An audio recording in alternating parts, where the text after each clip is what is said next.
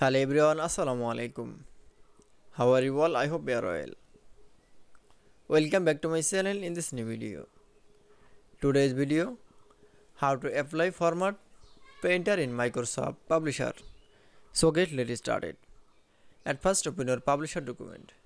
In this video, I can see apply format painter. Now select from any text. Now going to this text, any color sense. Now I choose from yellow color. Then we can see, then click for format painter, then apply from other text,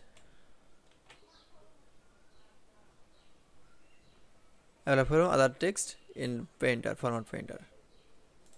That it's.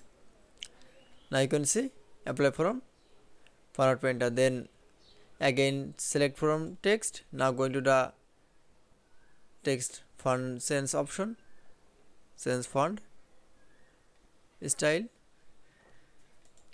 and the font size style.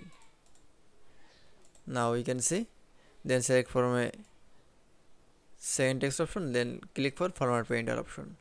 Now select from a format painter other text. That it's. Now we can see apply format painter in publisher document is very easily. I hope to enjoy the video.